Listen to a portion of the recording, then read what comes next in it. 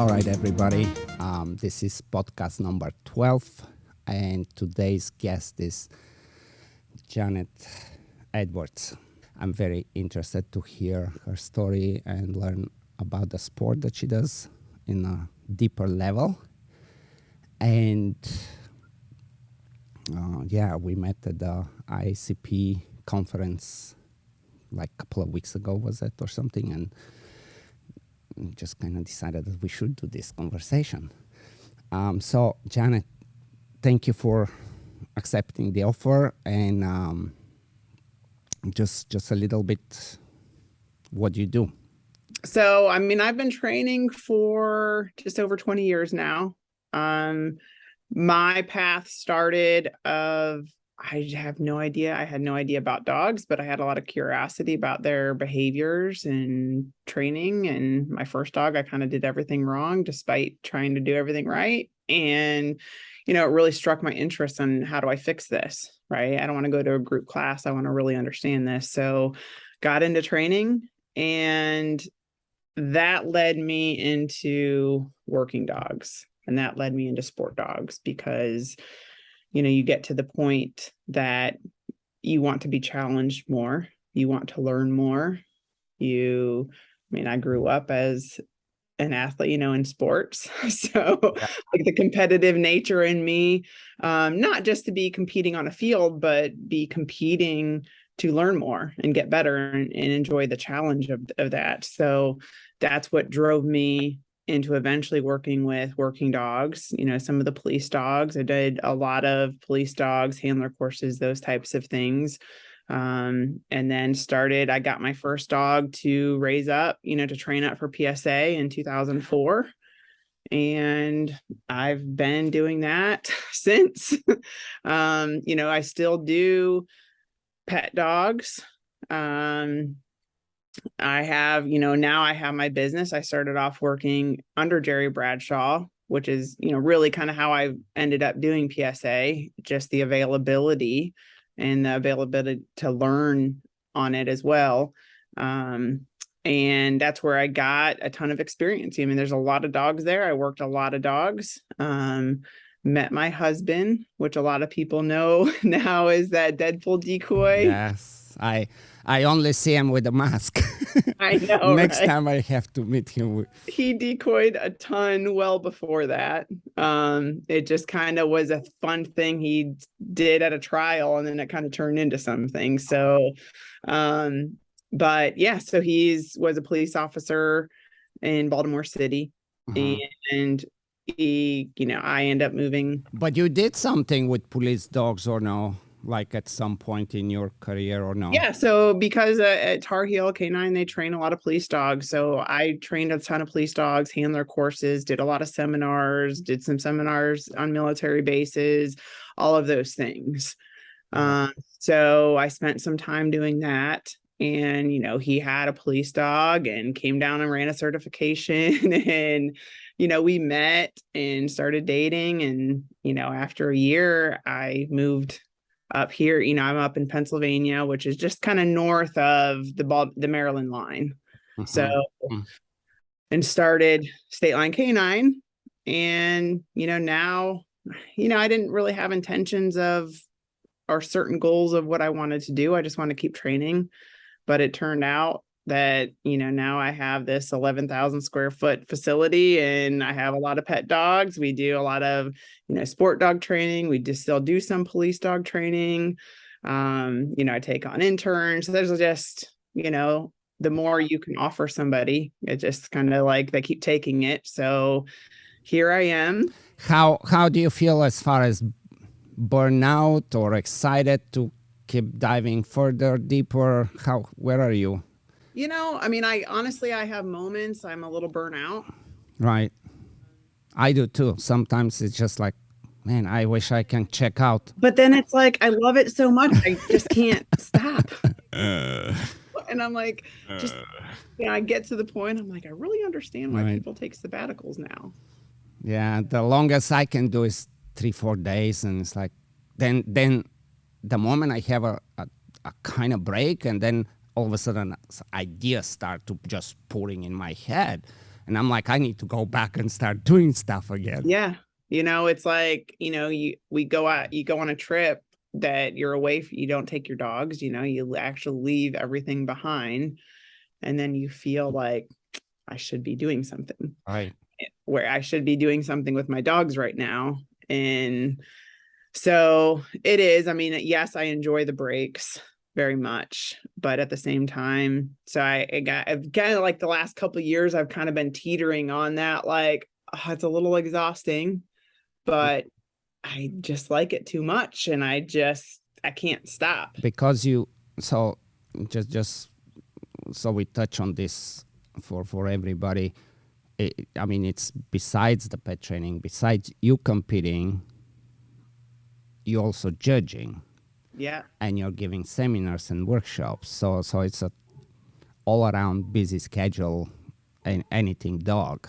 Yeah. I have an 8-year-old that I'm raising, yeah. So that, you have everything at home that you're trying to manage as well. I like the topic that you were presenting at the IACP conference. I think it's important topic, and I believe it starts to change a little bit now. The pet dog training industry starts to realize that sport dog training has a lot to offer, and almost, if not everything, arguably almost everything that pet dog trainer does to some level is influenced by top level sport programs.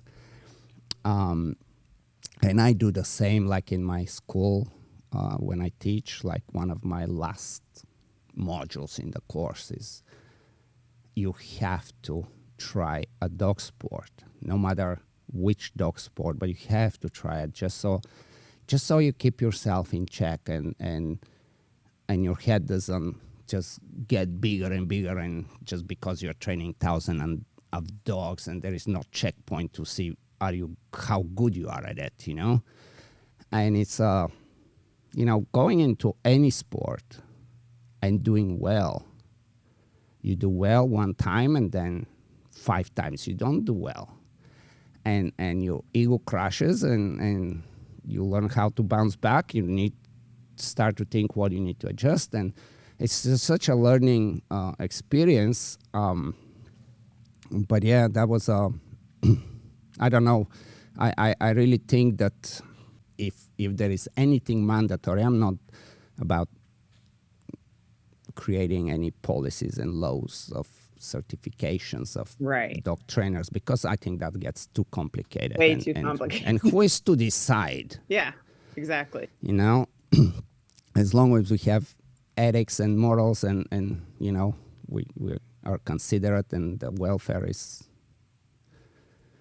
there, but what I was saying is when we have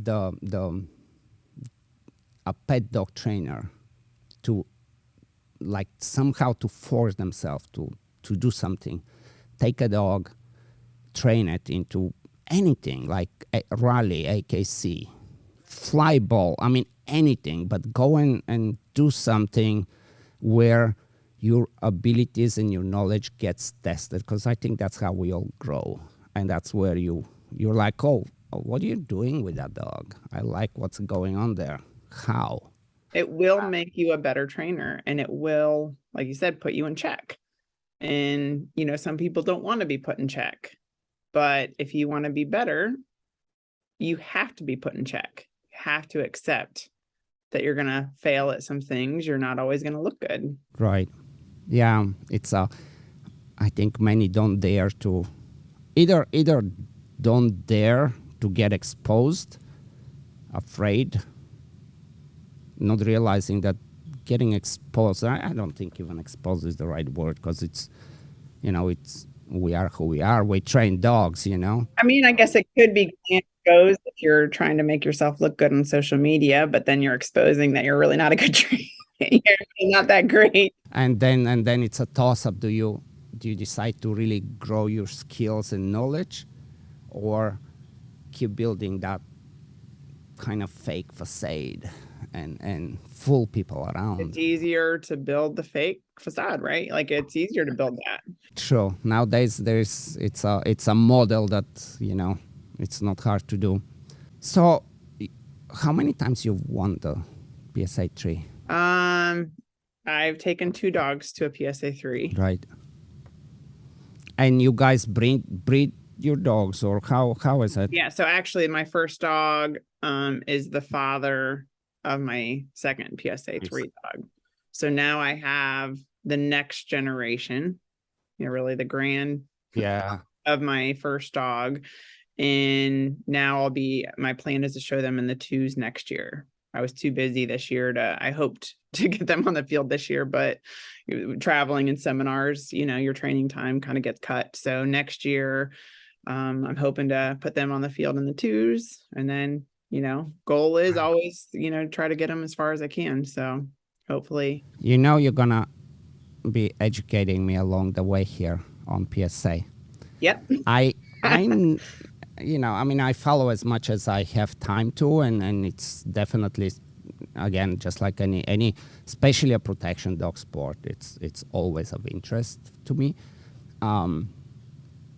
But I as we were talking at the conference, for whatever reason, anytime there is something going on locally here, I'm either having a class or I'm not in the country. Right. But there is some trial coming up, I think, shortly here in Tampa. So that might be the second time. I did go to one of them, and this will be another opportunity that I'm gonna do. The level 2 is what you guys call the professional or something, right? It's like a off leash. There is a big jump, right? We'll call it an upper level because it is, once you're, the 2s and 3s are really, what we would call the upper levels of the sport. Right. That so like between the 1 and 2, it is a pretty decent jump. Yeah. Right. Yep. And then level 3 is really just off the roof freestyling or am I right? It takes a ton of time, and dedication. You have to be very stubborn to, to kind of complete that training. Like when I used to live in California in the 90s, and at the time, that's just kind of side story that's interesting. But I don't even remember. I'm horrible with remembering names. But there were 2 organizations at the time before PSA. There was like something Pro Canine or some kind of very generic name, and then there was another one, National Association Police Protection Dogs or something like this. They were both kind of in California, doing a lot of stuff, and I just came from Belgium, and my thing was really like my favorite dog sport at the time was Belgian ring. And of course, early 90s, nobody was doing nothing, at least in California where I was.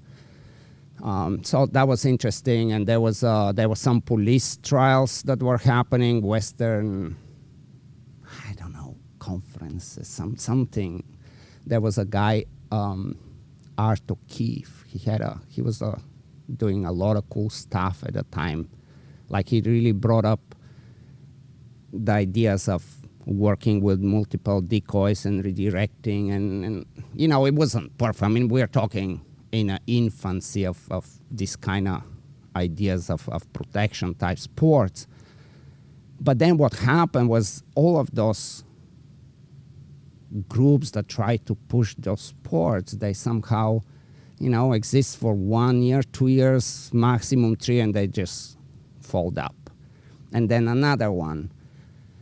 And that kind of was like, man, that's disappointing, right? And then I heard PSA was kind of starting, and I'm like, okay, that's going to be another one that's going to go for another 2 years, and it's going to fold up.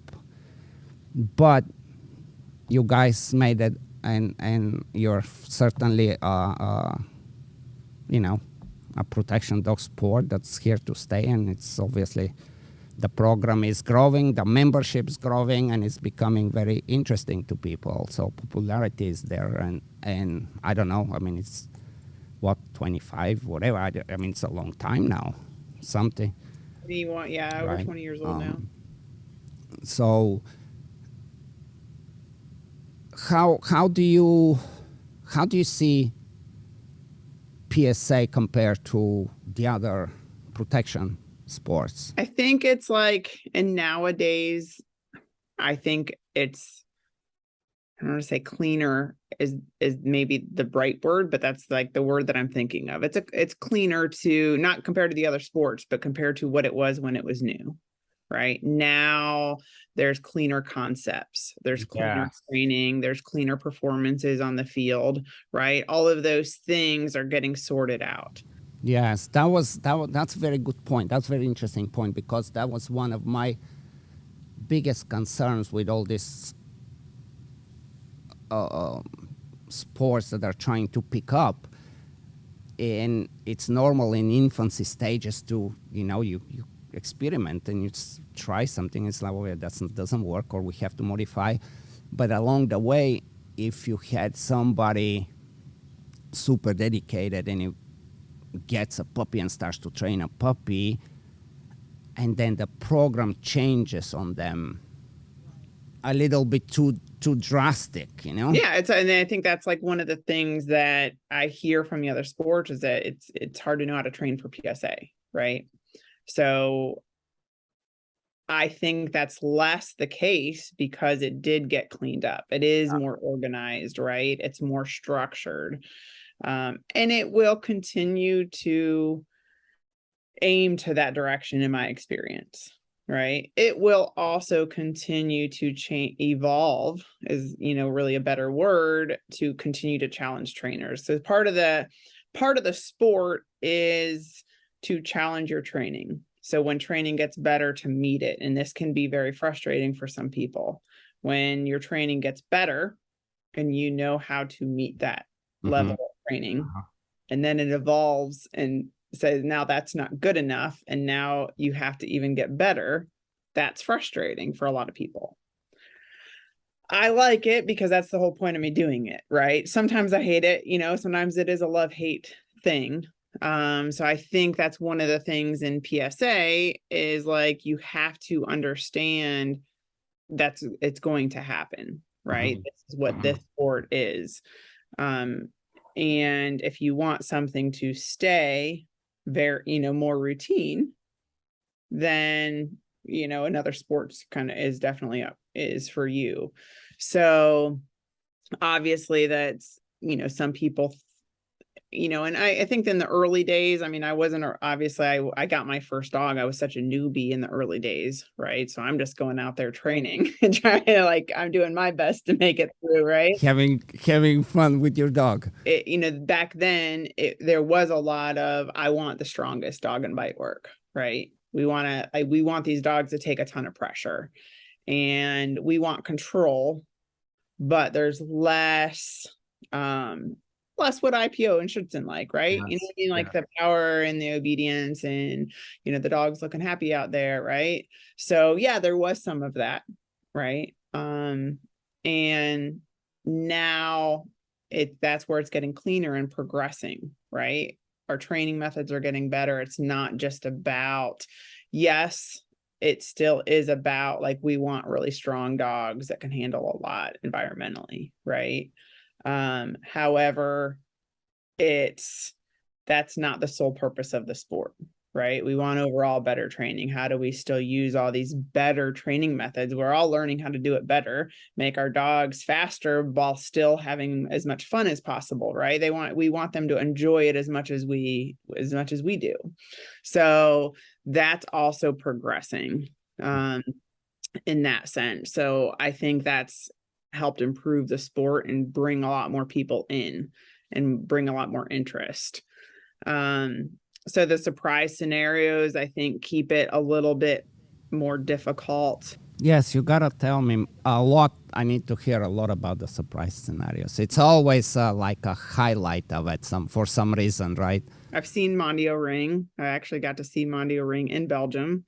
But I don't know, in-depth scoring setup, those types of things to really get a good comparison. But because of that, sometimes the perception is hard, from the outside to see, like, what are judges, are there inconsistencies? Are they setting people up to fail? Right? Are all these things happening? And it, sometimes surprise scenarios don't play out the way the judges anticipate. Just like when we do training sessions, Yes. We aim for something to work a certain way, and we're really trying to set it up to do that. And we think, might be, it's an easy setup, and you're like, what the heck? It did not, Yes. like, Yes. it did not pan out. So you have to be willing to accept that. Sometimes things don't play out. Sometimes decoys make mistakes, because when you have surprise scenarios, the dog's not practicing it, the decoys aren't practicing it, right? So there is some level of, error there. For sure. But it's, as you say, like Mondio can totally level 1 or 2 exercise can be way harder, even though it's set up to be much simpler. It can be way harder than level 3. So I'd imagine there's some similarities with the surprise factors with that. Your surprise scenarios, are they only on the level 3 or are they in the other levels? So level 2 is when you introduce one of your protection scenarios is a surprise written by the judge. Mm-hmm. It should be written to follow within the same skill level as level 2s ask for, right? So that's really like level 1, you say surprise. There's one per section scenario that's a surprise, but it's a possibility of these 5 pre-written ones. Mm-hmm. Mm-hmm. But they're pre-written surprise scenarios. You just don't know until trial when it will happen. Yeah. So they're like, that's where it's really kind of introduced. Then level 2, the only written part, complete surprise of level 2 is one protection scenario. Now, your distractions that the decoys carry around, within limits, there are limitations on what they can have, like during your obedience and during some of the other protection routines, like that's where the judges have a little bit of play. Like how can, the decoys can behave a little bit differently. You can do a recall, the recall portion, the handler can be in a chair, laying on the ground, so like there's some variables that the judge can play with, but it's the same routine. It's, the routine is the same, right? Like at some point or another, like the same thing's happening. Are the exercise like in some rotation, or are they back like it used to be, so this is likely the involvement. Level 2 obedience was exactly the same routine. Like you start here, you do your figure 8, you halt, down your dog, you leave your dogs, exactly the same routine. At one point, right? So like they made it, at first it was a little too crazy. So my first dog that I did the level 2 with, the whole obedience was a surprise. Like it was, I was like, I went from a routine to everything surprise. It was hard. So but now, for years it's been the same. So now, like with the involvement, it's like you can start at a different starting point, a different cone on that level 2, but you're still doing the exact same things, right? So maybe there's one portion that's like you leave your dog in a stay and recall them over obstacles. Yeah. Right? You could start there versus starting where the figure 8 is, right? But you're still going to do the exact same things. It's just the order of what you do might change up a little bit. So that's the element of surprise in the level 2s. So it introduces something, but it's literally the same routine. It's just, you're always leaving your dog and recalling over 2 obstacles. Always, right? You're always going to have to leave your dog and do a drop on recall. You're always going to have to do a retrieve. You're always going to have to do the food refusal after the figure eight. You're always, like you're always going to do the change of paces after the figure eight. You're always going to have to do. So all of those things are exactly the same. It's always going to be 2 decoys on the field, right?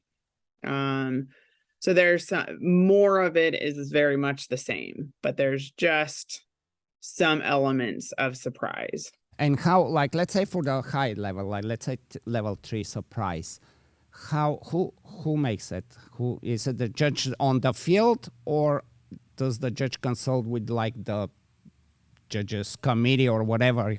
So the judge writes the scenario. If it's a newer judge, it has to be written and approved. I mean, reviewed and approved by a senior judge. Okay.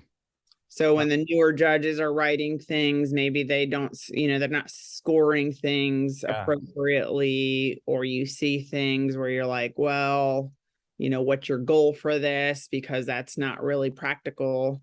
Those are that's how it's done. So it's pretty much ultimately to the discretion of an experienced judge to come up with that. Yeah, there's a judge's handbook with guidelines, right? It's still going to be a list of these skills that will be included, right? So it's still, okay, you could do a drop, down on recall or a sit on recall.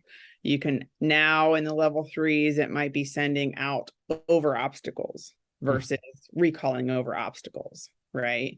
Now your retrieve is going to be with an obstacle involved, not just straight in the flat ground. So there's a list of things that it's still going to see the food refusal, or at least it has to be so many off of that list have to be included. There's some things you might not see, but so the skills there's still a guideline of now you ask for these skills, right? And these skills are still scored similar to every level. So say, an obstacle, there are 2-3 points. In the other levels, you can't make a 10-point jump, right? It wouldn't be practical because that's not how it, there still is some, it doesn't seem like it from sometimes if you're not involved, but there's still some level of consistency in what the sport is asking for and how the scoring is done, right? Got it. Your healing is still the same amount of points, right? Are the jumps kind of like ring style where you can increase for more points or No, they're just 36 inches max. Okay. So you can just do it can be an open, like, more of the open jump, window jump. And I'm assuming you really don't care if the dog is touching, because sometimes they're jumping with some bucket or who knows what and whatever, or does that matter? This is the thing where, like, because you're creating some different variables, right? The purpose of the variables is to, test the dog's generalization, right? How well do they know these skills, right? If you change the variable, can they still be sure what you're asking? It's also very much testing the handler, right? Some people forget that, or they don't realize it is testing the handler, right? So you need to make that call. Like, yes, things cannot be performed at the ideal picture that they were in the ones, right? Your healing may have a little bit more hiccups because there's more going on, right? If I'm asking a handler to recall a dog, but they're on crutches, I can't expect the same picture as I do when they don't have crutches, right? So you're scoring it with the exception of, like, the dog can't get in position, so I'm not going to dock you if they're as close as they can and straight. If they come in front of you, you're going to lose a little bit more. So there's expectations where the handler it makes the handler think, if you add this variable, if there's a variable over a jump that may cause the dog to hit it, the judge should not fault the dog for that. Okay. Right? If it's a straight open jump, the dog should not hit the jump, just like any other sport. If your dog's just going over a jump and there's nothing to get in the way of its normal jumping, then, it should jump. It should clear a 36-inch jump. It should know how to clear that. Yeah, because I mean, in some ways, and I'm just thinking out of all the programs, it's good to be able to see the physical abilities of a dog, the skill of jumping without the effort and confusion of everything else. Sometimes like that's where I like the ring sport jumps, because they maintain the health of the breeds.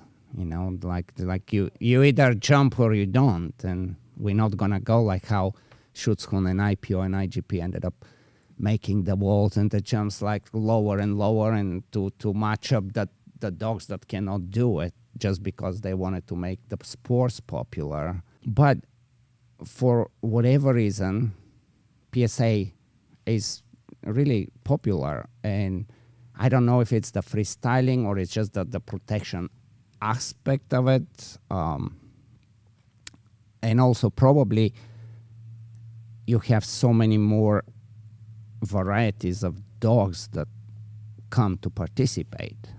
Like you go to a ring sport and you have 20 Malinois and maybe one Shepherd and who knows, one something. So sometimes, some of it is the ability, just ability to be able to take different dogs into the sport, right? I think some of it's availability. I mean, back with my first dog, he comes from ring lines. He came straight from Euro Joe, Bertram and Nikki, right? Oh. So back in their old lines, right? So he comes back from that, and he's got ring in his background. So I'm like, Mondio ring was a very intriguing sport to me. I became a member, started kind of researching it, but I mean, I didn't have availability to train it, right? I didn't have the people doing it near me. So sometimes it is that. Yes, 100%. So and now like PSA is popping up in all these random places that other sports aren't. So sometimes that's the intriguing side of it, right? I mean, they might think some aspects are cool, right? They look fun, yes. Or they look, so I think it's really just pulling for a variety of reasons. Right. For sure. Some of the scenarios are, I mean, you just can open, have a drink and watch some YouTubes and watch dogs either pass or fail cool scenarios. It's a that's the interesting part. That temptation to go, man, I want my dog to be able to do that, right? Like when you see these level 3 dogs doing stuff, like that draw in hopes that they're going to have a dog that can do that. I'm not a lot of them stick through it to that point, but I think that draws some people as well. And what you said, I think it's such a important part of living in the States. You have to pick the sport that you have access near you. Otherwise, any dog sport is expensive to do when you decide to really do it. You're gonna travel. There is no question about it. We're gonna be spending money, but at least your home base has to have a good coach, especially if you're in the beginning stages, or has one or two good decoys that can take you somewhere. It's like often people will be, well, I want to do this sport, and I'm like, where do you live? And it's like, well, it's not gonna happen. It's just not gonna happen. Like you, kind of like with martial arts, you may like jiu-jitsu, but too bad there is a, I don't know, Muay Thai gym next to you, and it's a really good gym, and you make your choice, but you can learn my from. husband does jiu-jitsu, but the gym, he has a nice gym, but it's over an hour away. So right. He gets up at like 3:30 in the morning, leaves the house no later than 4 to go to like early classes, and get there before rush hour, morning rush hour in the city. And, it's not, but that's, that's jujitsu, but dog sports, it could be 4 hours away. Yes. And a lot of times you drive back and training session didn't go well. and learning how to deal with that, it's a whole different skill. Like sometimes I watch some of the scenarios and I get like, I cringe a little bit when I watch the dogs. And the closest that I can think of is French ring besides just a pure street protection fight, right? How do you guys how do you think over this? Obviously you have to consider safety of the dogs because it's everybody's dogs, and you and I will be like, well, yeah, I want to test my dog, but I want to have some sense of course, you're jumping in a sport that's protection sports. For sure, you're taking a chance, but how do you like when you make the scenarios, how much, when do you draw the line to say, well, this is a little unsafe, let's not do that one? I'd say the trickiest part is know to what level people prepared their dog, right? For me, it's an advantage of having dogs all the way through, a couple dogs all the way through the 3s, or having dogs that I'm currently working. I can test out some ideas in a safe manner and go, I won't ask for this, right? I also, obviously, my dogs mean a lot to me, right? And I want them to not be hurt because I want them to get a 3. I want them to continue their career. So if I wouldn't want my dog to do it, then I absolutely wouldn't ask anybody else. So in some ways, like, it's an easy call for me. And I obviously, it's something I really try to stick with, right?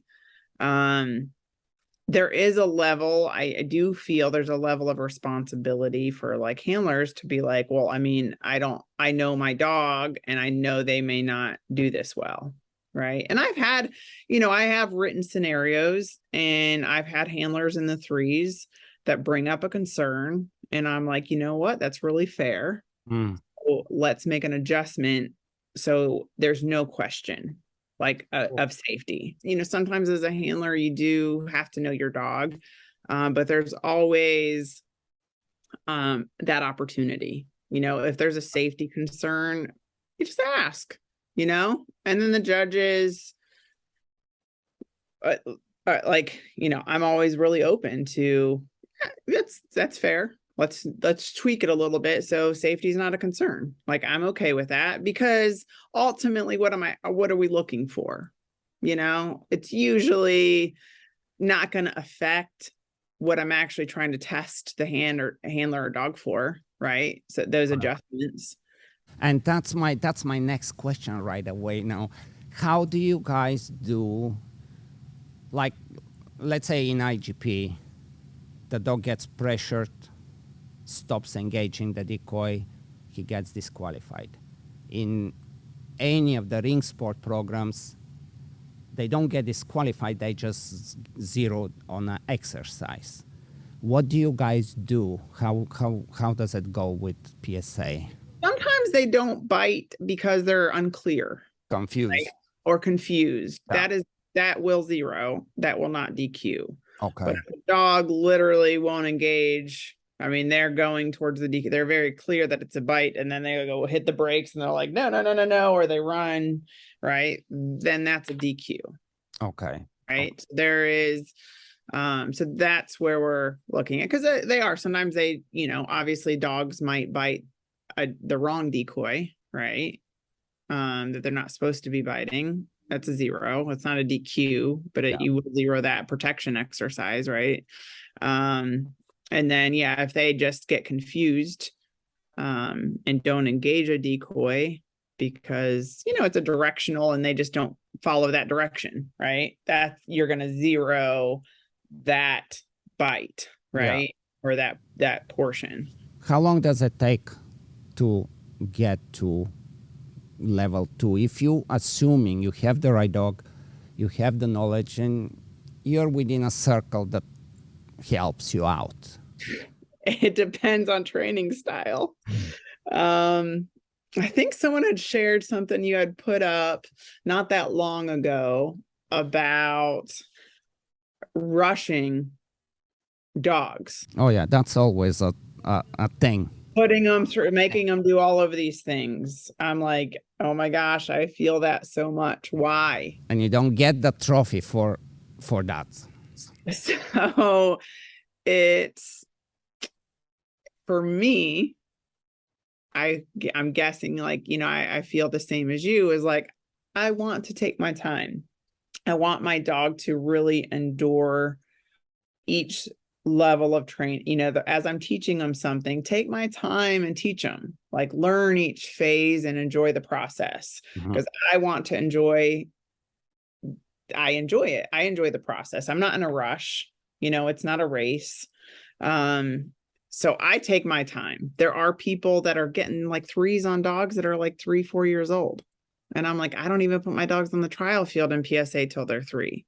I mean, PSA puts a lot of environmental pressure on a dog. I mean, I want them to be mature enough to handle that, right? So I'm not in a rush. So it depends. I mean, for me, it's a slower process. So I've had, obviously, you know, time kind of got in my way just because of traveling and doing seminars and running the business this year. But my dogs were, last competing season, 3. They turned 3 years old. And they both showed at nationals last year. They're litter mates. So they're exactly kind of the same point. And then they just turned 4 this year. So I would, you know, on my ideal picture, I would have had them in the 2s at 4 years old. And next year they'll be 4 turning 5. So you're kind of that, you know, 6 to 7 range. If you can get into the 3s at that point, I think, to me, that's a really good pace. Yeah, that's actually probably across the board for all the protection sports. It's very similar then. That's very similar to all of them. And some of the people that rush to the 2, you know, through the 1s and 2s, what happens is, like, they've rushed and their foundation isn't solid. So then they fall apart for the 3s.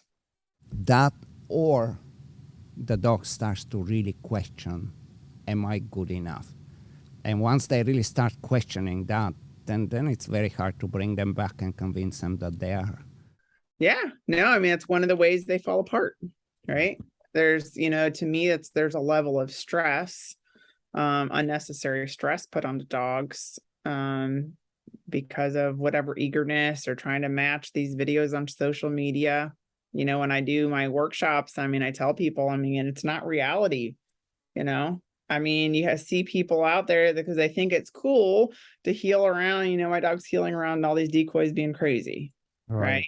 That's not what it's about. So yeah, maybe to the outside, you know, to those people on social media, but I'm like, you haven't even done the entry level certificate, you know, and now you think you're like, have a dog that's going to do a 3 one day. Probably not going to happen. I know that, right? And I'm like, here I am at that same age. My dogs are like barely healing because I'm working on other things, right? Like, I work on what I think my dogs need. How is it with to go to a national? What, like, is there a qualification? How is that process? What is there? Right now, like I said, it's, as the sport grows and progresses, the qualifications are going to get more strict, and we're kind of getting to that point, especially in the level 1s. So it will probably get tightened up, but right now you have to have your level, you know, level 1, which is 2 legs. You have had to pass that competition season. You have had to show twice. If you did not show twice, a full routine, meaning your dog can't bite in obedience and then still qualify. You have to complete the routine twice. Or if you did not do that, you must place in the top 5 at your regionals, right? And then that will qualify you. Okay, so that's, I mean, that's pretty.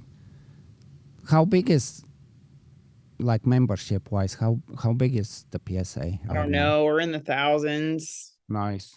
I'm not sure, in the Mm, that's 2000, really nice. 3000 range, maybe. Okay, Maybe. I don't know. that's I haven't really checked membership numbers. I'm like in the 500 numbers, so I'm going way back. yeah. Like the IGP always struggles with that, but I think IGP is just not. It's just not appealing because it's just very hard. I think that's what I think. Getting less I appealing because think. the challenge is kind Yeah. of dropping, and the politics are getting in the way of what trainers like. But one of the good things of PSA is also that it's American, and you guys decide what is okay, what's not okay. Yeah, I mean, right now, like the politics aren't getting in the way with the sport, and the sport's not letting it bother them. Like, we're just going to keep doing, the sport's going to keep doing what it's doing, right? It's not hiding. It's not, it's like it is, I mean, now people have said that, especially some people that come over from, IGP or the over Schutzen, they're like, this is one piece that's appealing. Like you're still going out there to test dogs and you don't really care what like the politicians are saying. As long as we can, and sometimes, in some ways that is important with the industry. Like, keep doing what we're doing and don't try to hide it. Don't try to act like they're right and we're doing, and, tiptoe around them. Yeah.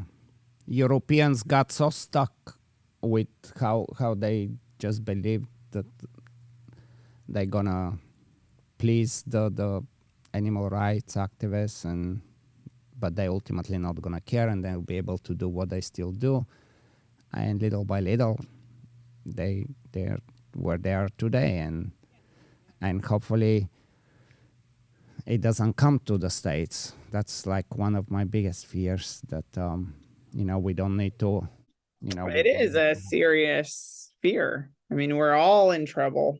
right.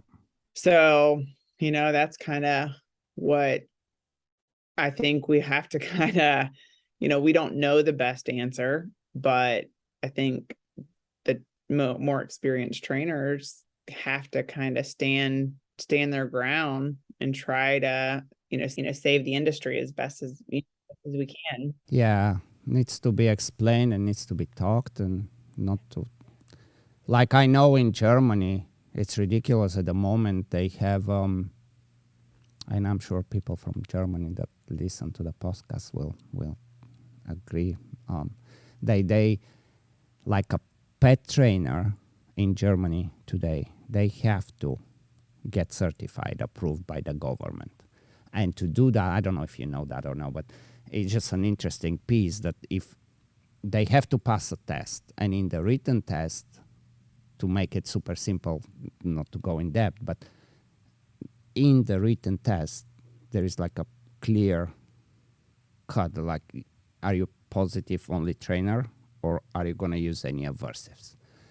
And if you don't say that positive is better, that works better, and that all those negative reinforcement and punishment and all this doesn't work, then you don't get certified. So they have no choice but to check the right boxes. And once all these trainers have checked the right boxes, then they're all in this trap that there is no way out, because anybody that tries to raise an opinion or question it, they come back at them and say, well, there is all these hundreds or thousands of trainers that have proven that they can do it without, and they can do it better, and it's just, and hopefully we don't get to this point. That's like really a scary thing for us. And it is, because I mean it's not just our industry. I mean, it's our careers, it's our hobbies. I mean, our life with our dog. It's our dogs. I mean, what is a Malinois without right, They're outlets we can give them, right? Without the proper training, all of those things. And the training itself will, like, the cool thing about protection sports always is that you learn how to deal with environment and competing reinforcers and whatever else in a way that you can accomplish what you want without breaking the dog. And that's how training grows. And once we stop that, you will never know how to deal with a dog that's losing its mind on a sidewalk besides putting them on a harness and giving them Prozac. Yeah, And I mean, the dog won't learn how to deal with it, you know? I mean, if you look at humans, a lot, you know, the goal when they medicate, you know, because some humans, I mean, you know, there is a right time and place for medication or yes, the SRIs and those types of things. But usually when it's done right, even for humans, it's in conjunction with some type of therapy and learning to handle their stress, to handle their anxiety, to know how to come down, bring themselves down from the stress. Now, if they're on medication, that's also kind of giving them a boost, you know, a push in the right direction. But the goal is to get off the medication because they learn how to handle, you know, how to work through that. And so it's the same with dogs. You know, I have found there's times where medication is handy. But I feel the goal should be the same, that they have to learn how to deal with stress. They have to learn how to come down from a highly stimulated state, whether it's because of stress or drive, right?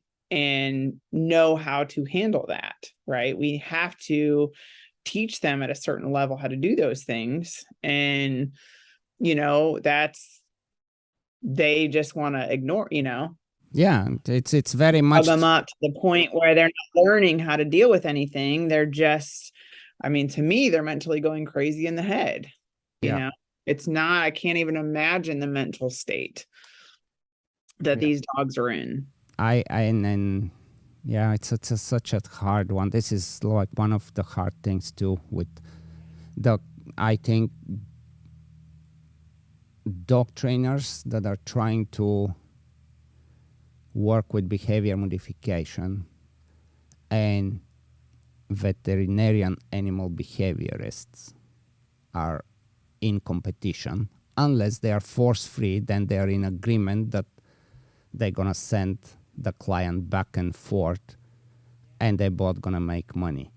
But any other trainer that says, no, I can do behavior modification, and the first thing that I would try to do is just to see if I can tell that dog, hey, don't do that instead, which is straightforward dog training. And in most cases, it's perfectly sufficient. And a dog that is locked up 8 hours and you take him around the block on a walk and it's destructive, you can play ball with him and fix the problem, or you can put him on some medicine that has zillions of side effects. Now, as you said, there is always room for the medicine, but there is the steps, and that's again kind of the IACP Lindsay when he had his thing about the Lima, which it's like I don't know why we even have to talk about it because it's such a common sense. It's like, right? I know. I mean, When we experience it and see it, it is common sense. like try whatever it is. Like, you know, if you know that that's gonna take care of the problem, why do you need to wait until you exhaust all the other options, knowing that they're not gonna work? I mean, it's scary, but you know, I think the scary part for me is they're doing it more and more for humans, for kids. Yeah, that's where it started. Like I had really cool podcast with two doctors, and Dr. Lyle, Dr. Hulk, like on this, and it was so, you know, like when you have the guts to stand up and just talk how it is, You almost don't need a degree to, like, just common sense can tell you, and you cannot dispute it. But it's where we are, but we're gonna, I don't know. I have hopes for the States. I think we're different. I mean, I think the one thing, the benefit to a lot of people in the States I mean, they kind of stand their ground on being told what to do to a certain extent. So if I want to have a gun, I have a gun. If I don't want to, I don't. There's some level of freedom that Americans will fight for. And I think it's like, obviously I wish there was an easier way to educate the truly innocent people that, think they're doing something good by agreeing with these thoughts on, medicating dogs or not using these training tools or whatnot, that, they're being led to educate them, that they're being led by false information, right? False science, and like their emotions are being fed on, and it's not real life. And this is like, we could give them the picture of, that sad dog like the SPCA does, but this is what happens when you don't use training tools, right? We don't have the power to do that, right? But so, I mean, our best thing is just to keep going. And I do think sport is a good way to do that. So when you're seeing now, like a lot of these dogs in sport, like how much fun they're having, like even in obedience, like they are happy, especially they're going out on a field naked. I mean, there are no training tools in that moment. And this dog is just powerful and happy and enjoying its time out there, and its relationship with the handler is so strong. It's like it is one way to influence people. Yeah, which kind of makes me, like, I'll go back to this because this is a good, interesting point. How do you guys judge do you pay attention to the mood, emotions, like too much suppression to like any of that balance during the performances? Yeah. Yep. Yeah. Because some sports, I mean, IGP, I think is at the point on the verge of almost like losing their mind of, you, like you say, you're running and you do down out of motion, and the dog downs and puts for less than a tenth of a second the ear back, and then it's back up, and they're just like, there is stress and avoidance. And yes, there is stress and avoidance, but sometimes when you understand your responsibilities and you want to do it, you put that stress on your own. It's not necessarily that you're ducking for your life, and there's big difference of that. So, but in like ring sports, they have this general allure, like overall attitude points. How is it with how do you guys do that? More overall in PSA, because it is like, the dog, I mean, they can do everything, and the rapport, the overall attitude of the dog is maybe a little bit more flat. Yeah, but it's hard not to be, because they have a lot to deal with. When you increase, I will say, as the levels increase, right, they're going to be most particular in the ones, because there's a lot less to work through. Yeah. Right? And very predictable. So once you get into the twos, there's a little bit more leeway on that, right? Because we understand now there's competing motivations. It's a lot more difficult. The dog's thinking a lot harder to make really good decisions and really understand what they're supposed to do. Level 3, even more so. So yes, like there's some slack given according to how difficult this situation is. So it's still, you still want to look at the overall, like if you got a dog out on the field and there's like nothing happening and they look, terribly depressed, and they hate their life, you're going to at least consider that, okay, it probably wasn't because there's so many variables going on. That's kind of where I was. Sometimes I'll even write my level 3s where, the decoys are even out of sight and it's a plain empty field when that team comes on. I want to see how they are without this. I'll start my level 3 obedience sometimes with like the most boring field. Perfect. I love what it. does this picture look like now? Yes. This is when the decoys come in. Yeah, I love it. Does a dog enjoy working for you? Like, where's your relationship at before they thinks it might bite, right? Like, if it's boring and the dog's like, oh, this, I'm gonna like at least, I'm not gonna sit there and be like, oh my gosh, you failed, but I'm gonna look at that as my whole picture of what I'm looking for. Just like similar where, So, but this will be by discretion of how the judge sets it up. It's not necessarily in the rules to where you have some exercise in level 3, that it's without the environmental and decoy pressure.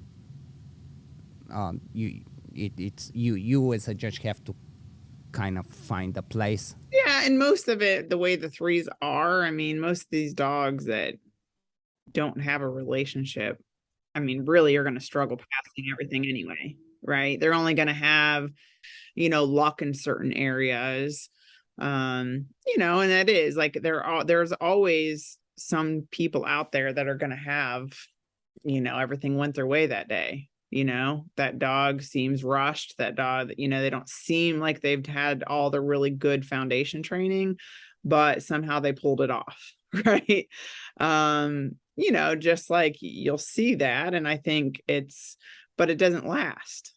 You're not going to see it again. You're not going to see it again. You're not going to see it again. Right.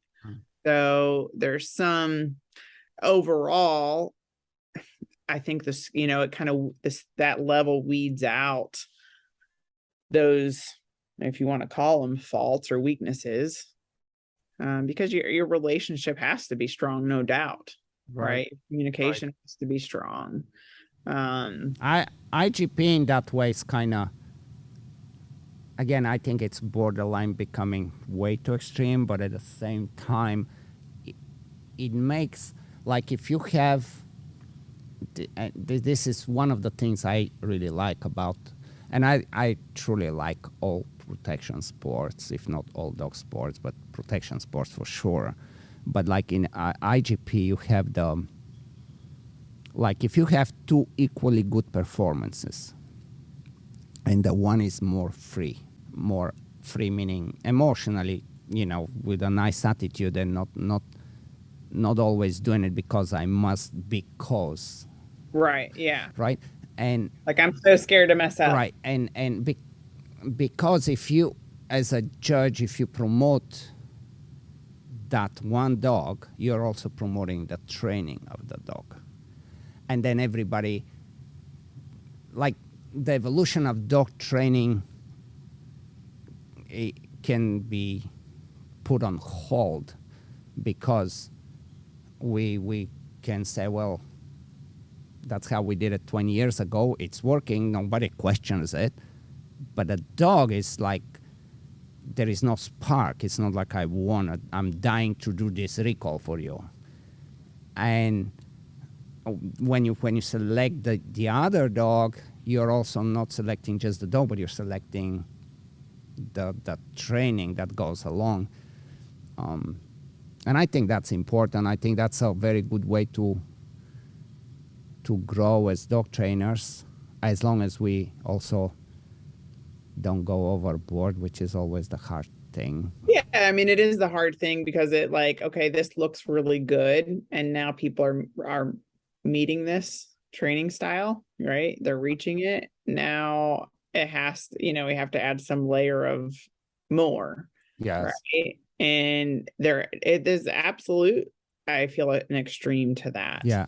Yeah. There is difference between being a circus. That gets insane, right?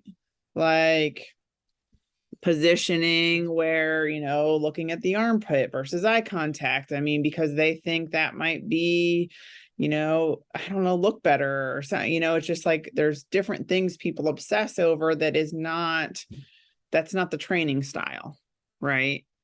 It's now they've taken it outside of what is a training style, and they're fixating on something that may be, a little less necessary in the big picture, right? Not saying it's bad, but it goes to like the extreme focus on these things, which is kind of losing focus on the good training theories and the good training styles that have created that free dog, right? That dog that looks really powerful and happy and obedient, and it looks very impressive. And it looks like it's, the team is a well-oiled machine working together, right? So, I mean, that's my thought on it. Cool. On like it does, some things definitely got extreme. Do you like selecting puppies? I would be guessing there is not like a good puppy will be a good puppy to do sports. That's my take on, like, and again, like I've been, I mean, I grew up in Eastern Europe, so I'm at the time there was the East German Shepherds and the Russian military style training, and then I moved to Belgium and I got exposed to all the Belgian ring, and I was actually still there when the French, the Dutch, and the Belgians were fighting. I'm jealous of that. I mean, if I could just have had some experience on the Belgian ring, I would just. I mean, you still can. It's kind of almost an art that starts to the like the young people are not so into it anymore, for who knows what reason. Yeah, which is sad, man. I mean, I think the Belgian ring is. I mean, I don't know. To my thing, that's like the hard one to beat. I think I think we have good Malinois because of that, and I will be so concerned when they go away. I agree. I go back to lines that I like. It's always the doggone Belgian dogs I end up being attracted to. I think that if there is a good puppy, it will be good puppy in any sport. I don't believe it's a French ring puppy. It comes from French ring lines, or it comes from IGP lines. Therefore, it's not going to be good in PSA or in. Like, I really think that a puppy that is confident and comes out and says, I'm ready. But how do you think? I think so. I mean, I think maybe the exception to that is like you're hunting to get that precision tracking and, stuff like that in your IGP. It seems like some dogs struggle with that, and I don't have experience. I mean, obviously I did a lot of detection, some hard surface tracking, but not sport. I don't have experience with sport tracking, so I can't really speak on it, but I know some people can have these Malinois that really excel at obedience and bite work and, would probably excel at any sport, but they really struggle with tracking, the methodical precision tracking that sport asks for. So maybe that, might be the exception. Outside of that, generally speaking, yes. Right. I think that's a good dog is a good dog. And like, I mean, especially you look at PSA, I mean, dogs came from all kinds of backgrounds. Right. Right. So, I mean, it wasn't like now, yeah, there's dogs that are like in PSA that got bred and they're kind of, developing like PSA lines. Right. And kind of my dogs are along that. Not that I was aiming for that specifically. It just happens. Yeah, but that's a normal progression, right? I mean, it's not like, I mean, there was no such thing as dogs coming from a certain background. So yeah, I mean, I think if it's a good dog, it's a good dog, right? There's going to be some that are out of any line, you just think of breedings, right? When you do these breedings, you're going to have some middle of the road dogs. You're going to have you might have that one dog that not many people can handle. It is a little too much dog. Right. same line. It doesn't matter what line. Well, it's the same leader. You're going to have that no matter what. So I think those are the variables you're going to have within dogs and puppies, and you don't always know when they're young. I mean, you get better at kind of maybe foreseeing some of those things, but so I think those are the variables, but not necessarily, so if you have a dog that's a little much, maybe they're easier to do front entering with, where the, PSA is not, ask them a lot more to remain control under that high level of stress and, decoy pressure, maybe, but maybe, some dogs are going to be harder to do, unsuited muzzle attacks with. Doesn't mean it's impossible. Maybe naturally that dog's a little harder to teach one thing or another, but I mean, I think that's still, it boils down to that's the element of sport and dogs. None of them are perfect. Right. My best dog, my first dog won nationals 3 times. He won at every level in PSA. No dog has done that. Was he perfect? Was he like the Superman of all dogs? No, he wasn't. And it wouldn't be interesting if he was. It wouldn't be interesting because there is no challenge to get there. They all have flaws. They're all going to fail. It doesn't mean he stepped out on the field and like did perfect every time and training was perfect. Absolutely not.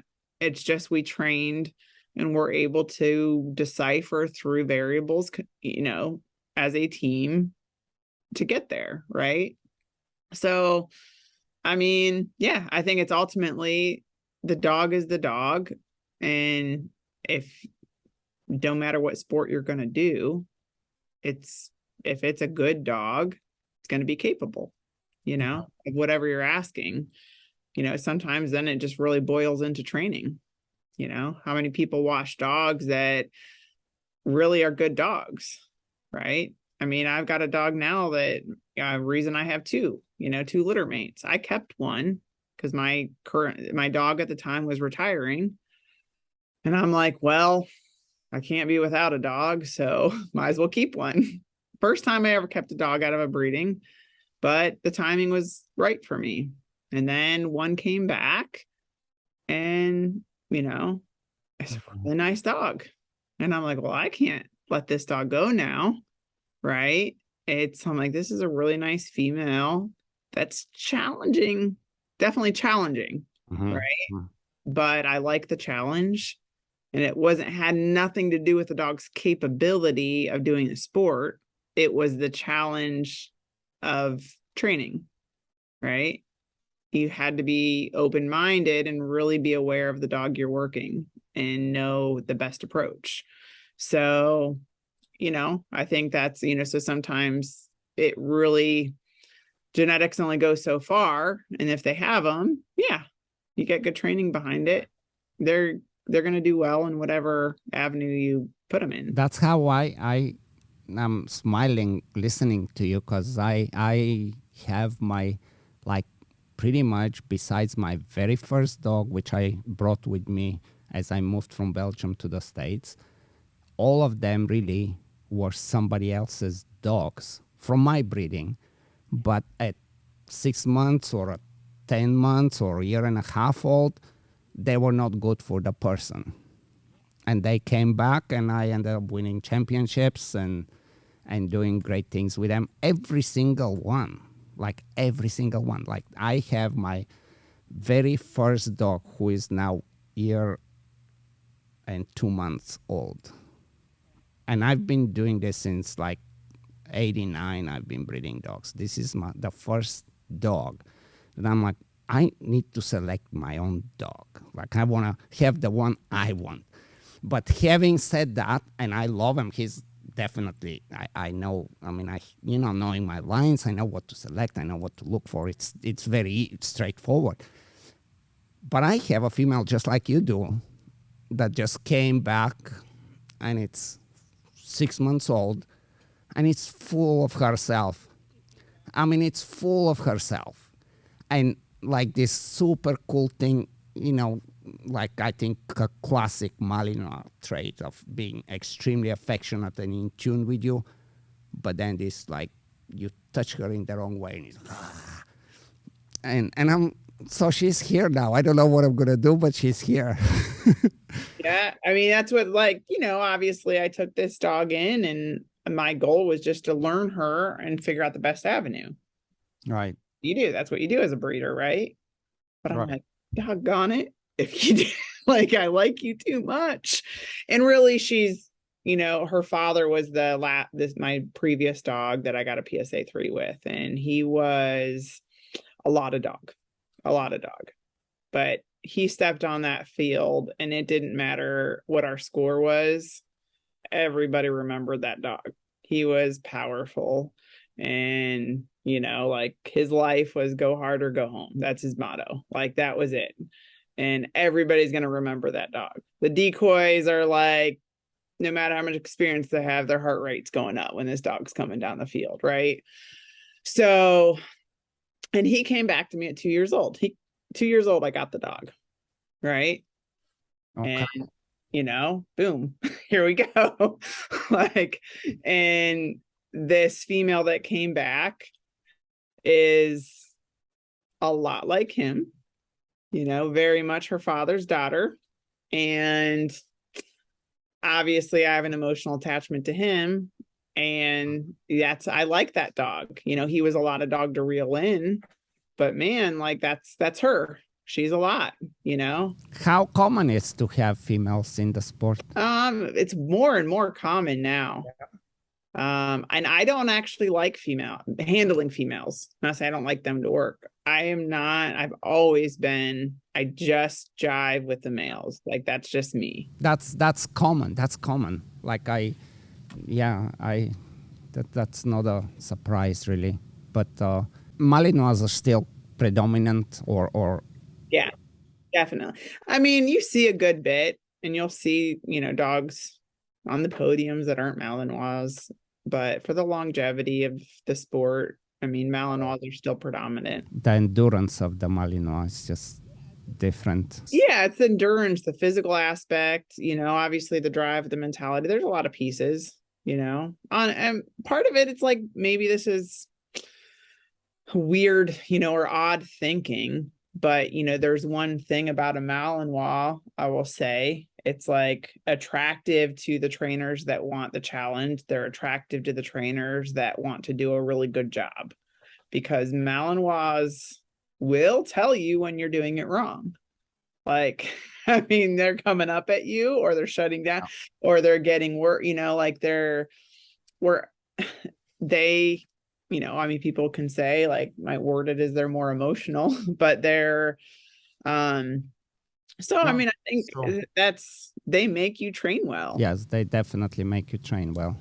Definitely. It's one tiny piece of it, but it's their capabilities, man. I mean, there's just something Malinois, they're going to be able to do, I mean, sometimes I even question, I'm sure we all do, like, why do I have you some days, but really, we can't not have them. Yes, because when they go on the field, you're like, okay, now I know why.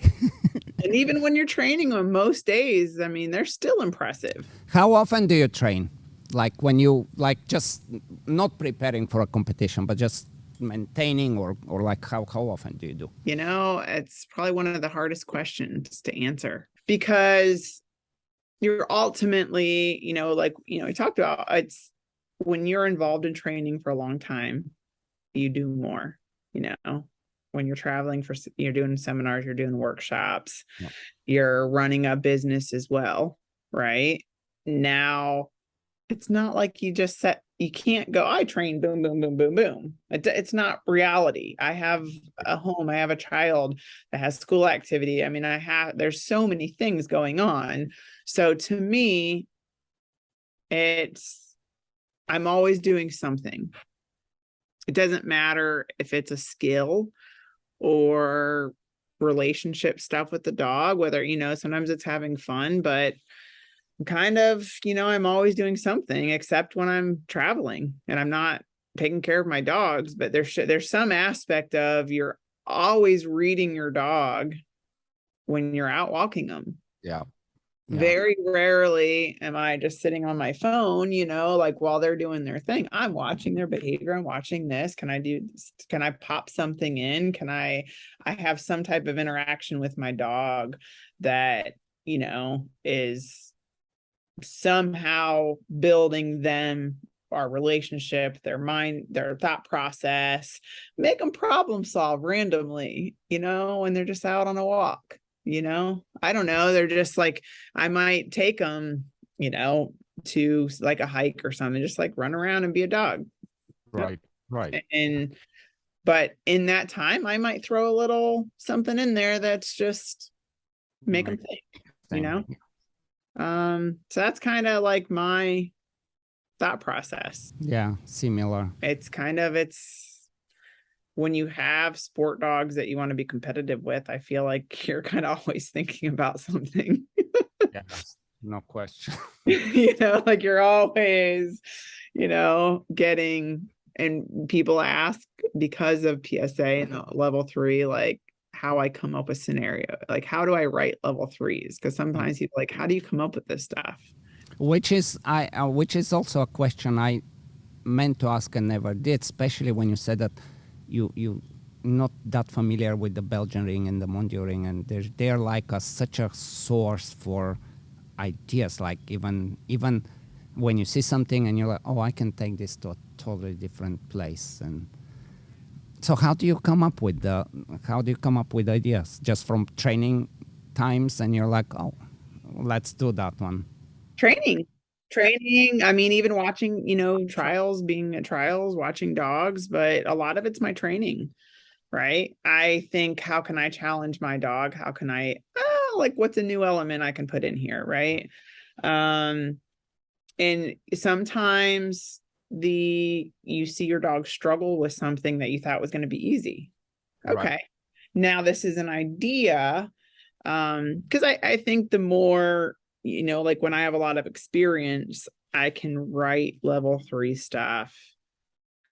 Yes, it's going to have a lot of pieces, but it's really about testing skill and setting things up strategically.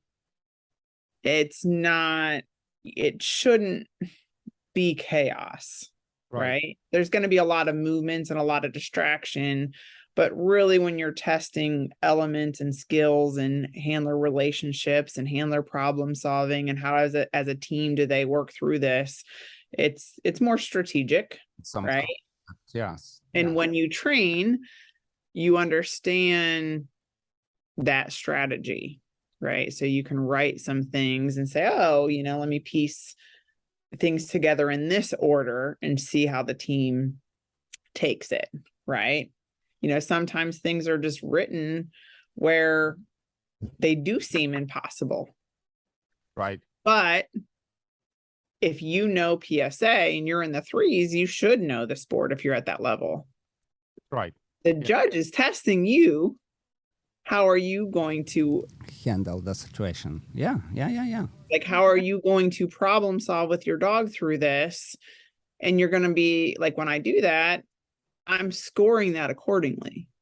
Like, I will let the handler get creative and I will reward that the sport kind of rewards handlers working with their dog and knowing where their dog's strengths are, right? Like, oh, my dog's strong here, so I'm going to take this avenue to get through it, right? I'm going to sacrifice points on this area because my dog sucks at it.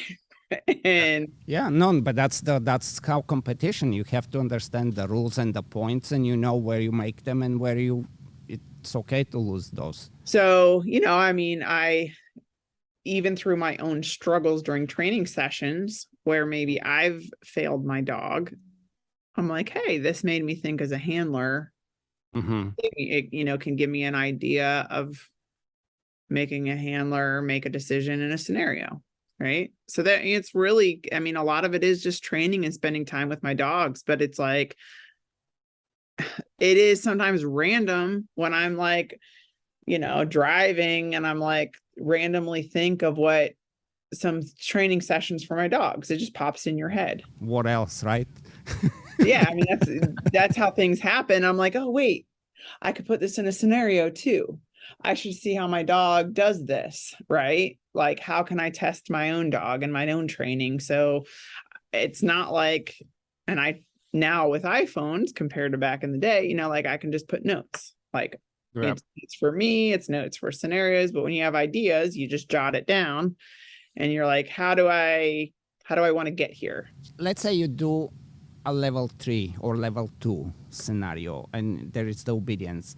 Do you always have to include the 4 decoys, or is the no?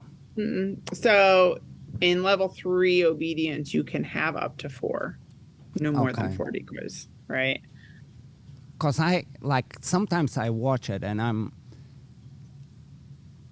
again, I train dogs, and when you understand once the dog understands the concept, and when they're really comfortable understanding the concept and they see the decoys around them, they're like, yeah, I feel at home. I know what to do. I know what you're trying to do, but I know my job, and right? And so has any time been scenarios where the decoys don't show up, or show up very late and just kind of walk up or walk one person at the distance to where the dog is like, oh, maybe it's a bite exer. Like, do you guys play with that? Yeah, no, absolutely. So it's kind of like, because I really feel that once the dog is there, and that goes for Belgian and Monduring as well, like there is that generalization, discrimination stage when they're like, I got it. Throw the world at me. Actually, it confirms what I know, right? And it's like, if they're neutral, if you can heal around 4 screaming decoys, I mean, why can't you heal around 10? Right. Ultimately, right? So to kind of trigger a dog at that point, it's almost the one decoy that kind of shows up over there. Yeah, so I mean, decoys are huge because some dogs, the little prey movements get them. Yeah. Some dogs, okay, it's like, I'm gonna kind of stare you down a little bit or move a little slower, and then that dog is like, oh, you're moving a little different, like, right, you're the one I should bite. So yeah, the decoys will absolutely play a part in not just running around screaming, right? I mean, it's like, and that's the thing, is like, you see all these social media posts of people doing that, healing with dogs. Yes, because obviously that's what attracts. I think it's a good thing. You're like, okay, that's cool. But I mean, like, it's what else can your dog do? Like, that's my thought. I'm like, okay, yeah, that's a piece of the sport, but that's not how it should be played out, right? So that's why I was like, I do obedience. Sometimes it's quiet field, but when it goes from quiet to boom, that environment changes, or it's an inconsistent picture. How do you problem solve through that, right? I mean, it's very common to throw what might look like a protection scenario from level 1 or 2 and throw that in your obedience portion of the 3, but it's not a bite, right? So, I mean, there's like some variables in there, but a lot of it is like, you just want to change, lay out some elements that maybe that team never got to see or practice in that particular order or context. And how do they problem solve through that, right?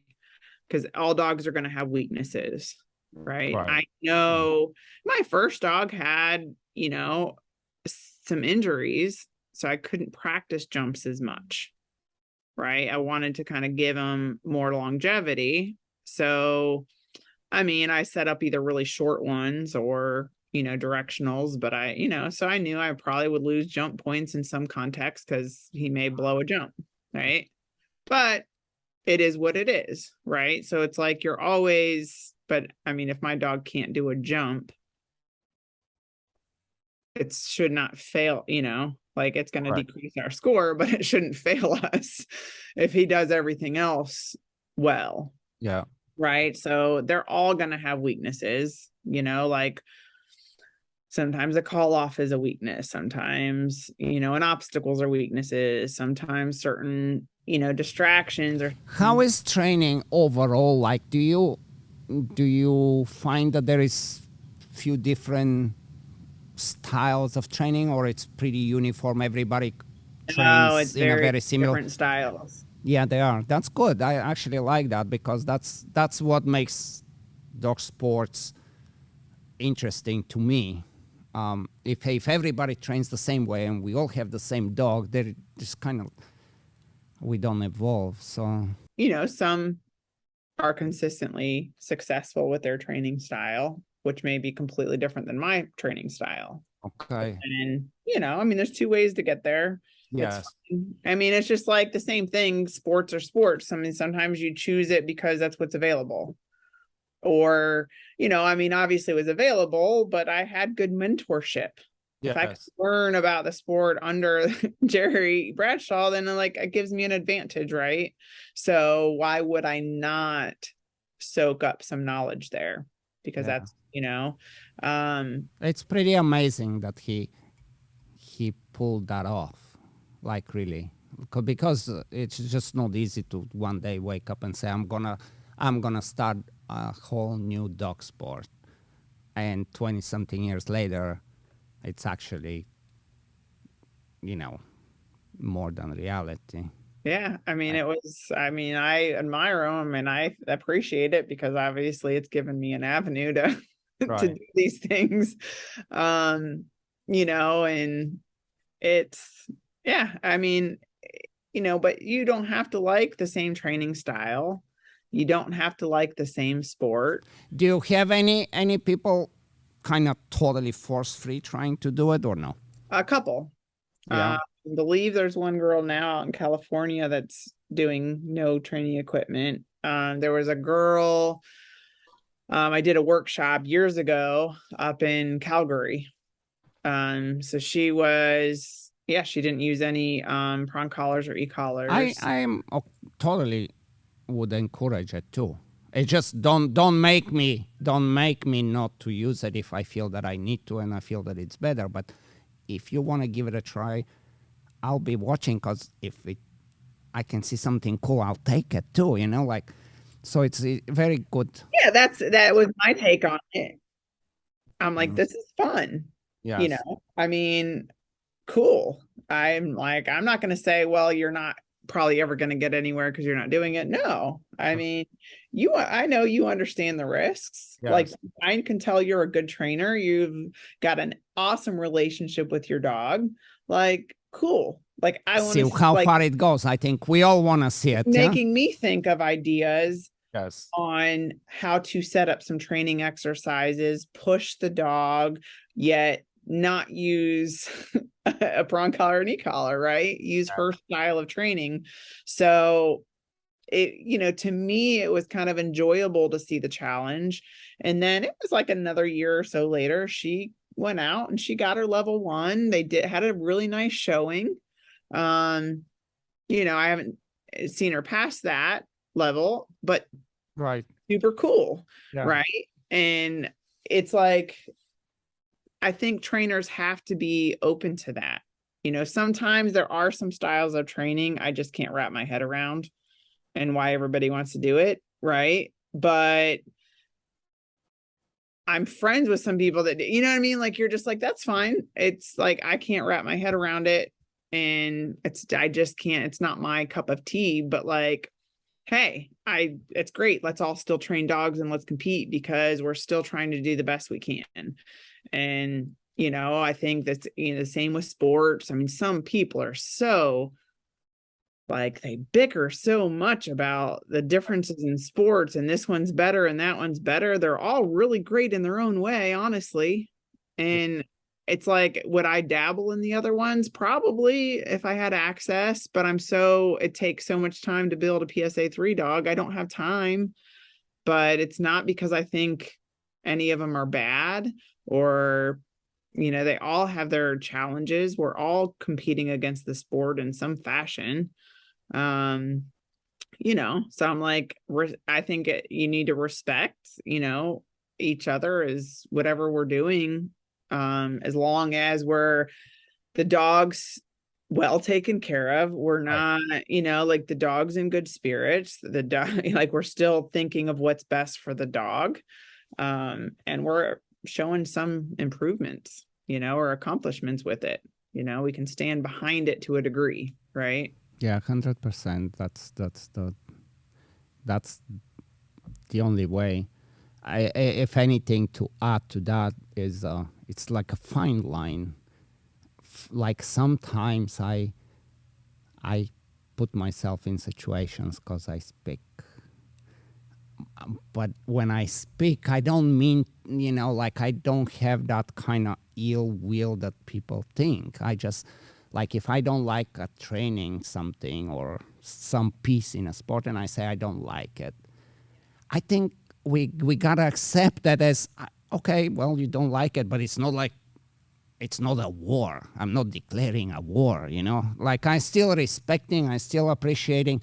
It's just, I think we should be able to say, well, yeah, I don't like that.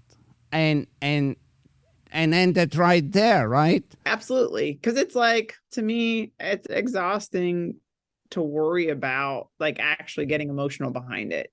But I can bash something of another sport if I want to, and a fun, like a lighthearted note sense. I mean, Right. It's my husband and I both joke about it. We're not super serious, but like, we'll joke about Dutchies. We're like, well, it does have stripes. I mean, like, do we really hate Dutchies? Are we gonna like tell anybody not to get one? No, but we will joke about it, and it could always be twisted to, oh my gosh, they hate this and they hate that. Yes. Right. And it's ultimately, I don't take offense to it because I don't care, like you don't have to like what I like. I mean, we may go to a restaurant and you hate that type of food. Perfectly okay. Exactly. Do I not like you because of that? I mean, there's things my own husband hates that like I like, or vice versa. Like, and I married the guy, so obviously I don't like hate him as a person. Yeah. So you can hate certain things or really dislike certain things about a sport or a training method. It doesn't mean you dislike the person or the whole, like everything as a whole. My friends would always try to get me to play soccer. I played softball. That was my sport. I started when I was 5. I played to college, right? So like, but we were friends, and I'm like, I'm not going to just run back and forth on a field and kick a ball. That's so dumb, right? Like, do I really think soccer is dumb? No, but I was going to argue why I was still going to play softball and why I liked it better, right? Did we not like just, or did we stop being friends because I made fun of their soccer? No, we didn't. We always stayed friends through school, right? So, because they knew it wasn't personal. I just was my thing, right? Most dog sports that I kind of know more about, regardless of the sport, there is the competitiveness turns into the groupie and the cliques and the fights in between. How is PSA? Is it any different, or is it still the same dog training? I would say it's almost, obviously the sport grows, you'll probably see a little more of it. At first it was kind of, the sport was so new and everyone is figuring it out that everybody just cheered for everybody if you make it through, kind of thing, right? Sure. But yeah, there definitely is. And people are people. They take losing so personal sometimes, or failing so personal, that it just becomes so much more than what it really is.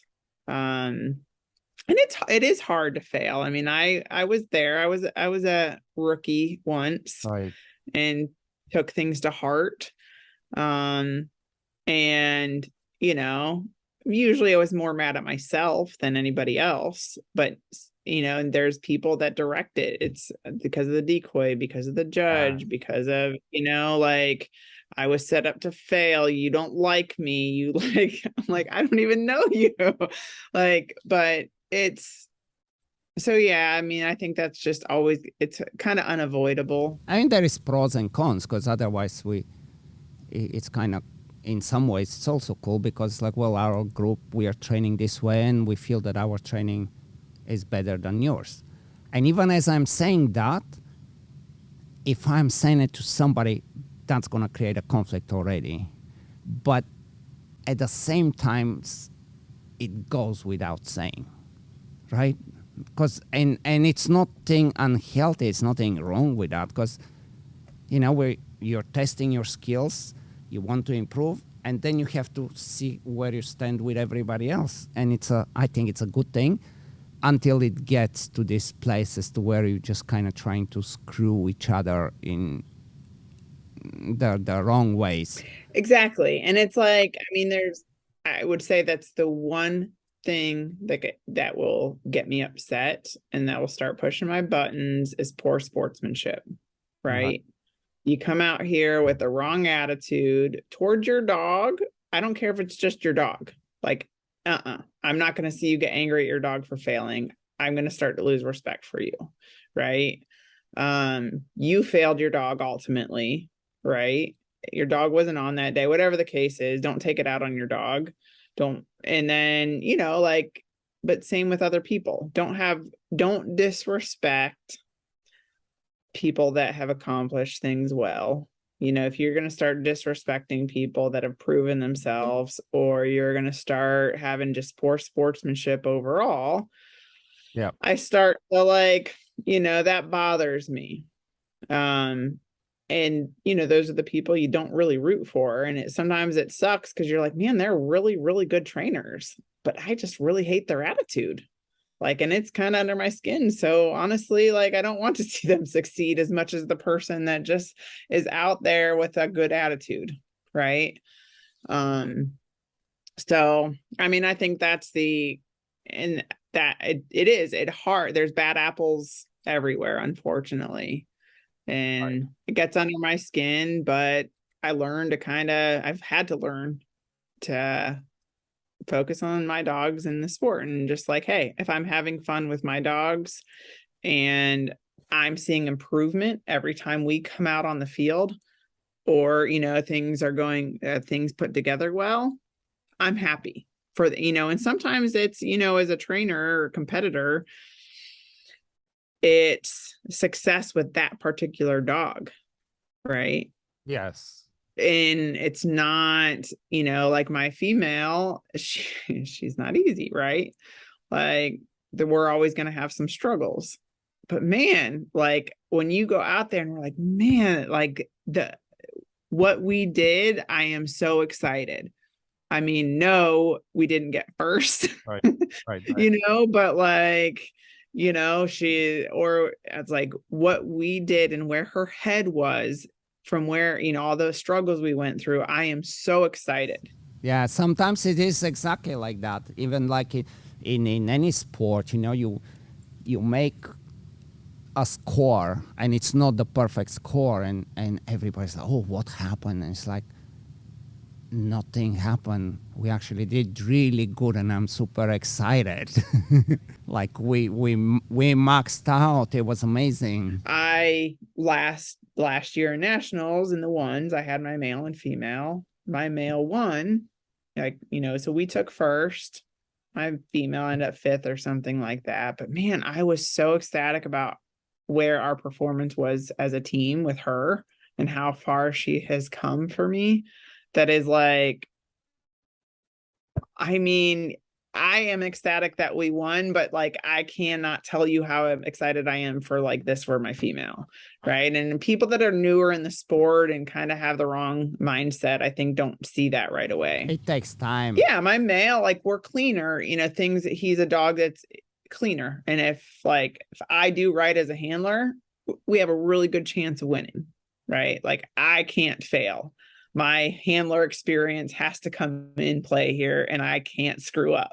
If I don't screw up, this dog will probably be fine, right?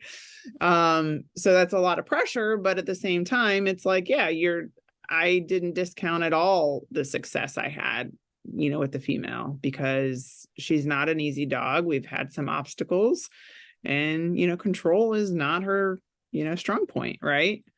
I mean, the decoys will probably, telling me that she bit harder than any other dog in the level, but How many decoys you have access at home? Like, how is it?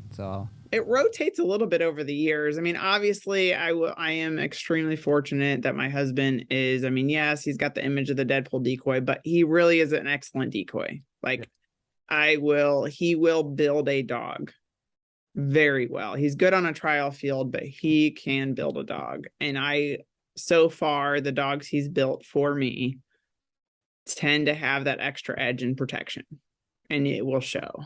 So, I am extremely fortunate to have that. I did not marry him for that purpose, but it is a bonus. Yeah, I know how. So we have, and with our club and with our trainers, it rotates. So right now at club, for here, we have 2 other certified trial decoys. We have decoys that we've built up. When you get used to kind of instructing decoys, it's very helpful, right? So, I'll have like a good 3 to 4 decoys, maybe not every single training session, but that I can rely on. Some of them are newer at foundation work. Some of them are, good, more experienced with that than trial stuff, That's, I think this is a very good, just the way PSA is set up. It's a good way to get decoys in because they may not have the skill to do some amazing stuff, but they can immediately do something to help you. And decoys want to be that person that is there to help. And so even as they're learning, like if it's IGP, if you're learning, you're just learning. You're of no help for quite some time. To where with PSA, you definitely have one more person in a suit, and that's a good start. And they know that they are already helping, and it's a good way to grow. Yeah, that was a cool conversation. Like I had so many questions about PSA.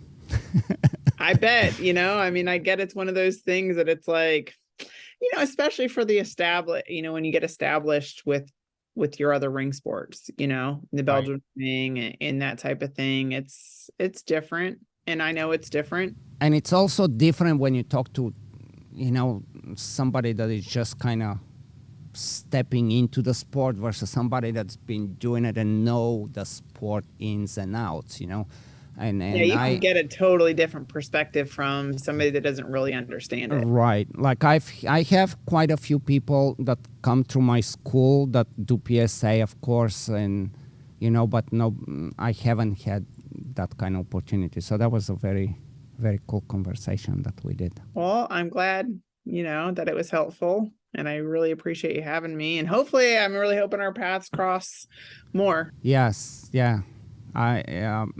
Again, anytime, I know for sure I'm going to see that trial that's coming up. I think it's next weekend or something. Yeah, but these are like the times where it's not easy, just like with you, between the dogs at home and the training and the travel and... Yeah, I mean, I got a dog returned to me once that was trained in French ring and had its 1, was going to the 2, and I was like, I really feel like I should just go on the field with this dog and learn and experience it. But traveling to the club and making the time to do that was just like... I have, every once in a while, I'm like, oh, I'm going to start again. And I get to either Mondial 1 or French Ring 2, and then I realize with my competitiveness, I cannot just... I know I can get a title, but it's not of interest just to get a title for me.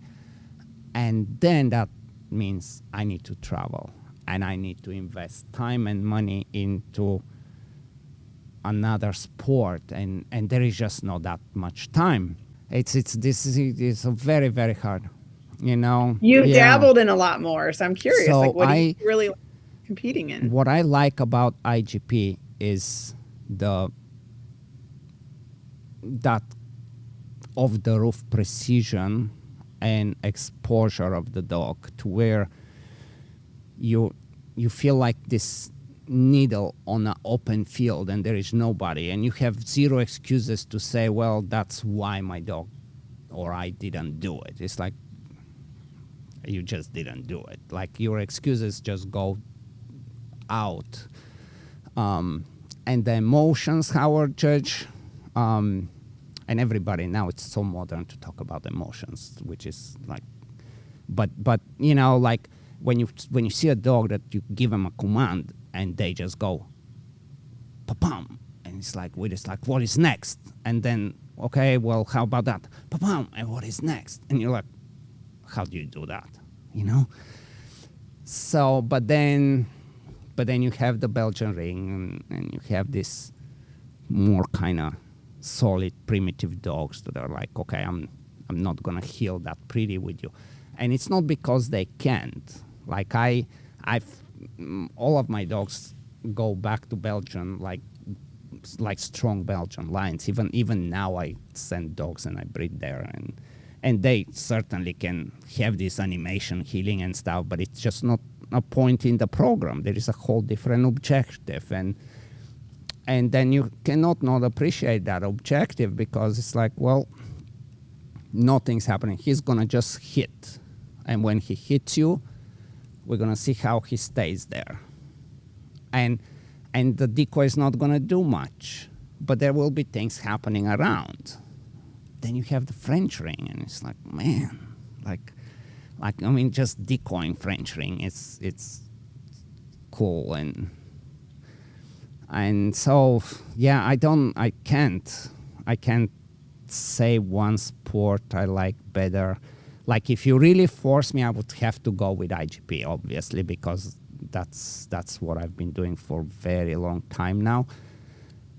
And for that particular reason, because, you know, like we both gonna tell our dog to sit, and we're gonna see who has a better rapport and which dog gonna perform it better in speed, precision, and attitude without the excuses around. But, you know, you have PSA, you have Monday, you have the time. Well, let's see how he can handle. Can we trick him into failing? Which is a whole different objective and whole different interesting part of dog training. Yeah, I can never pick it's one of those questions that shouldn't right. be really asked, you know, but we always ask them. Right. We always ask those. But yeah, I guess also the whole point of doing the tracking and obedience and protection separately, it's to the level that it goes into, like you switch gears as a trainer, you know, like you do tracking and you really, it's like, I'm just gonna watch you do your thing. I'm not influencing you. It's like, and the whole training goes around being independent, just like any detection stuff, you know. It's like, I'm gonna teach you the skill, but you're on your own here. Do your thing. Show me what you know. To where you get to the obedience, and now it's you and I doing something together in total sync. And yeah, protection's always protection. Nothing, you know, we all like that part, but very hard to pick up a sport. I always I remember when I came to the States in California, and we started the Mondio ring. Like most people now that are doing it don't know, but I trained I think the first Mondio ring dog that went to the World Championships at the time. But it's like IGP is a little more like you don't need to. You always need the village, but you need a smaller village for IGP. You know, like I feel that any of the other protection sports, because just like you said, you have your husband and he's a really good decoy, but your dog needs to see somebody else moving differently, looking at him differently, you know, and that's that's where it becomes expensive, and that's when you need the time, and you need to either bring the decoys or you go, and it's a lot. It is a lot. Yeah, I agree. Anyway, let's wrap it up. Thank you for doing this. This was awesome. I'm sure, no question, we will see each other somewhere, some dog competition. We have to. So again, I appreciate you having me on. Thank you, Janet. Take care. Yep, you too.